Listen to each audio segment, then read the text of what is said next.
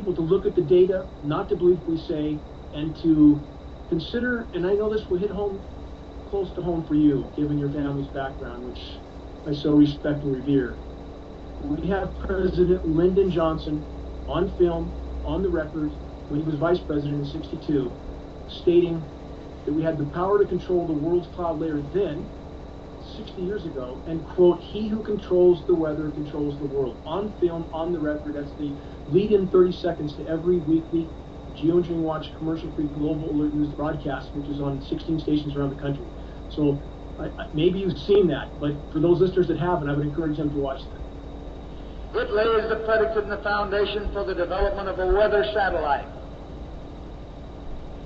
that will permit man to determine the world's cloud layer and ultimately to control the weather, and he who controls the weather will control the world.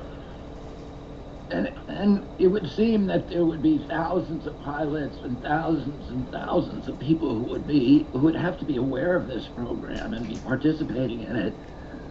How come we don't see more whistleblowers coming out, particularly people who are retired?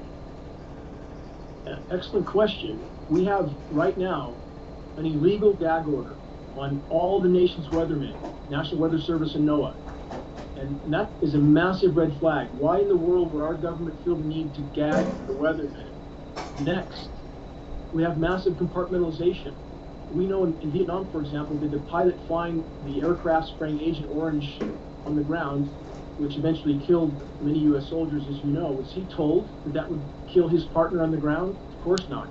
So it's massive compartmentalization, and those that do know, we would argue, are being told they're doing something benevolent. If it's military personnel, they're certainly being told they're doing something benevolent for the greater good.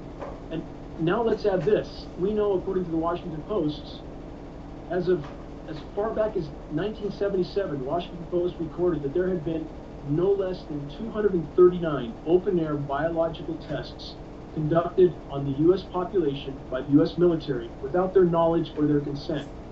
So again, there are so many factors that connect to this. And finally, given the severity of what we face, and I would argue we don't face global warming, we face something far worse. We face what would be scientifically termed an abrupt climate collapse. There are so many feedback mechanisms now that have been triggered, like the methane release happening in the Arctic, and the acceleration of those events is so severe that I think it would be very naive for our population to believe that governments around the globe wouldn't engage in these operations without public knowledge or consent. And a final factor, we have a U.S. Senate document 800 pages long that outlines global cooperation between major governments, major superpowers. Even if they have, quote, otherwise adversarial relations, they will cooperate in the climate engineering operations, because you can't just climate engineer over one country without affecting the entire world. Within that document, there is a provision for total legal immunity for anyone and everyone.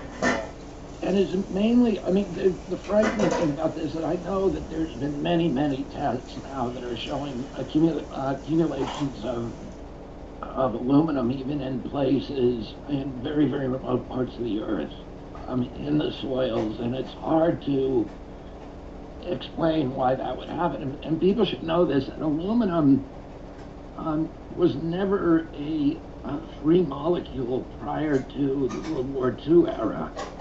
Aluminum, all the aluminum on Earth is bound into silicate, and so it wasn't like there are many other metals like iron, etc., that are in the seawater, and that and zinc and magnesium, etc., that are free and biologically available. But aluminum was really not biologically available prior to World War II, prior to and particularly the airline industry.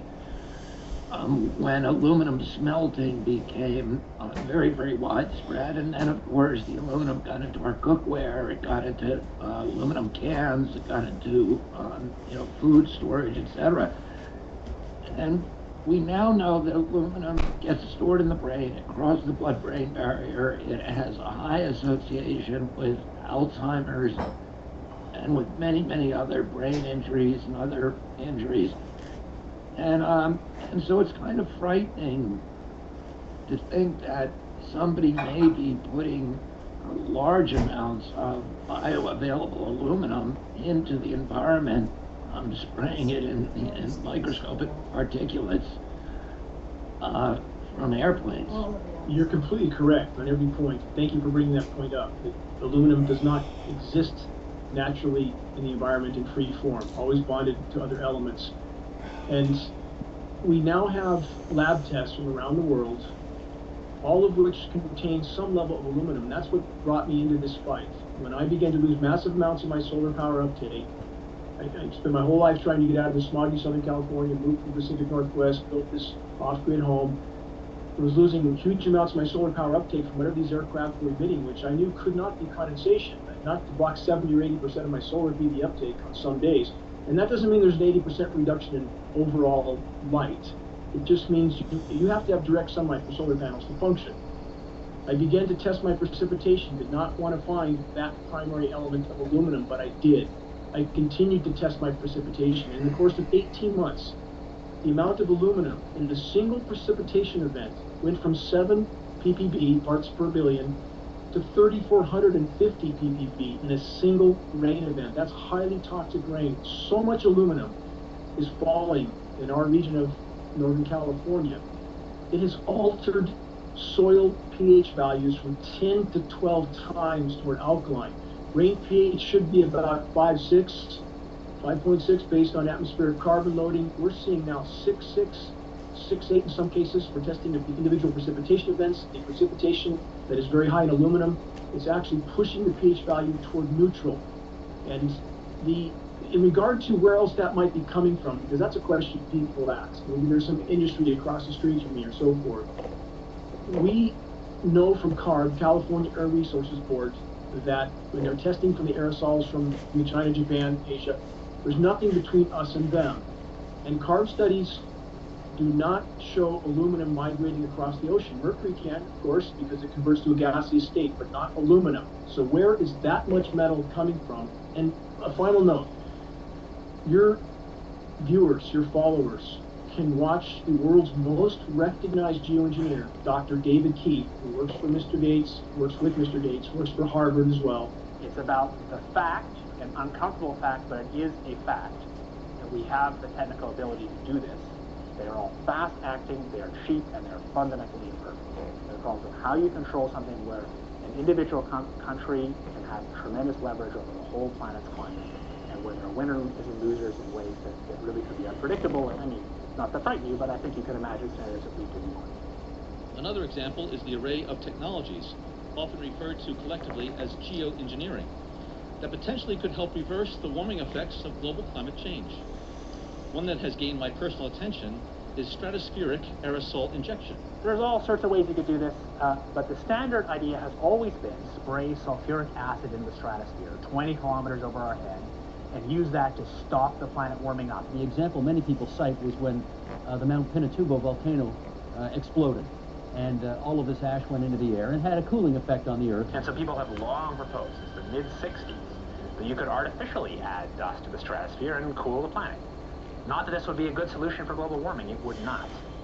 But it does show the way we're steadily developing the powers to manipulate the planet with comparative ease.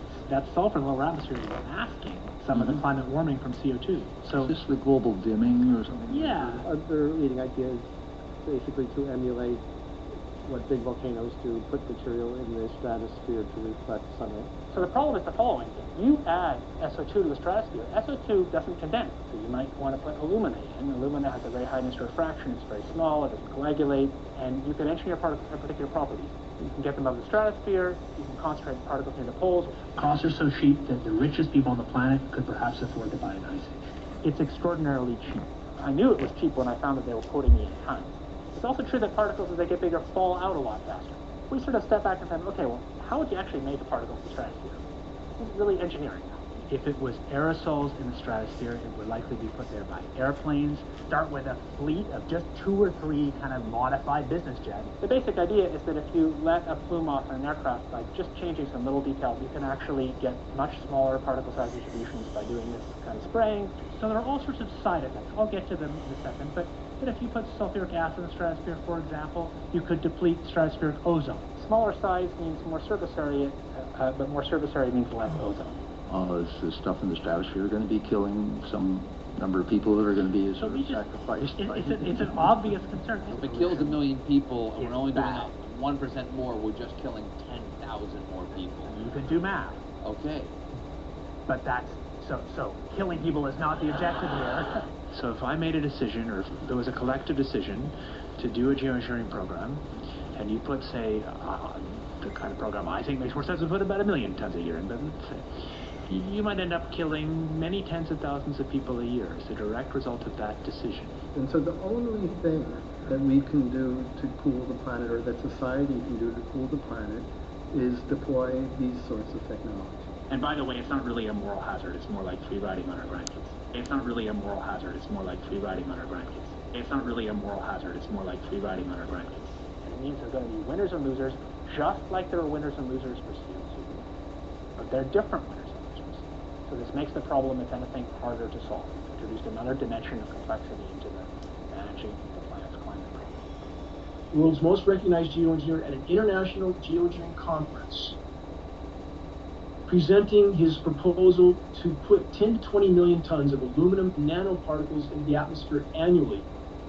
And on film, on the same footage, which is on the Dimming documentary, I confronted Dr. Keene at that presentation, at that conference, asking him, had any toxicological studies been done whatsoever on these particles? His first response was, well, we studied the amount of atmospheric aerosol particulate loading.